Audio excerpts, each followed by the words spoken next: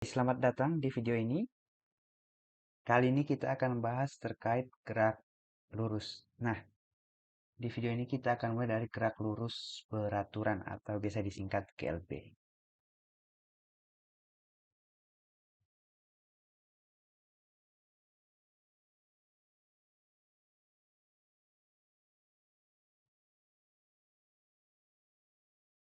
Apa itu gerak lurus beraturan?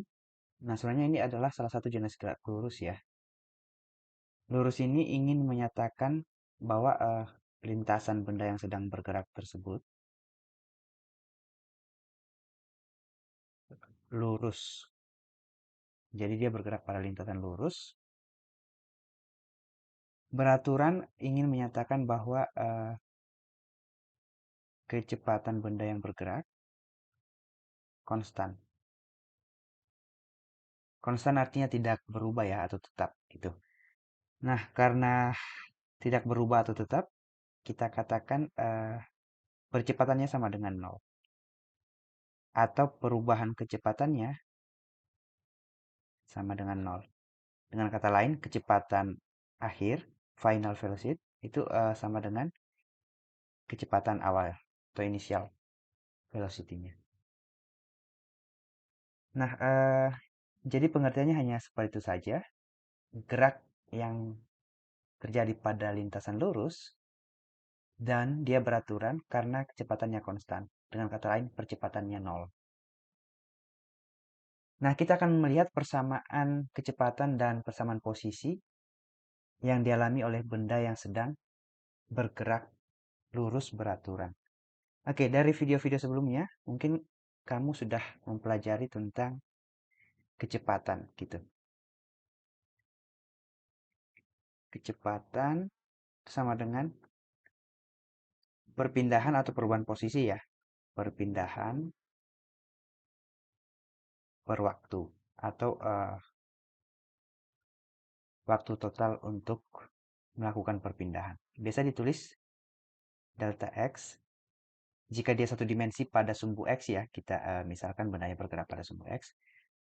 Nah, waktu dalam hal ini adalah selang waktu, delta T gitu. Atau kalau bisa kita uraikan, ini posisi akhir dikurangi posisi awal dibagi waktu akhir dikurangi waktu awal. Jadi XF itu final posisinya dan XI adalah initial posisinya. Oke, karena kita sering memisalkan atau mengasumsikan waktu awalnya sama dengan nol sekon atau kita memulai memandang kejadian benda bergerak pada nol sekon, maka kadang-kadang ini bisa kita sederhanakan menjadi mohon maaf di sini saja delta X per T seperti itu ya. Nah, tapi apakah ada kasus waktu awalnya tidak sama dengan nol? Bisa jadi ada, tapi dalam hal ini mari kita pandang initial time-nya atau waktu awal kita memandang bendanya bergerak pada nol sekon gitu. Nah, kecepatan biasanya kita singkat sebagai V gitu, maka ini delta X per T. Maka bisa kita uraikan menjadi V dikali T sama dengan delta X.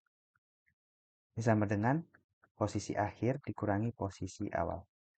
Atau dengan kata lain, kalau kita ingin mendapatkan posisi akhir suatu benda yang bergerak lurus beraturan, kita tinggal menggunakan persamaan ini.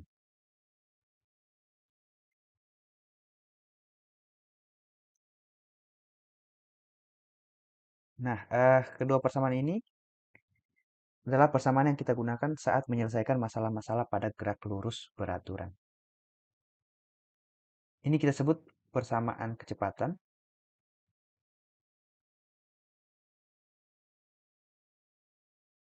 Benda yang bergerak dengan keadaan GLB ya, gerak lurus beraturan, ini persamaan posisinya.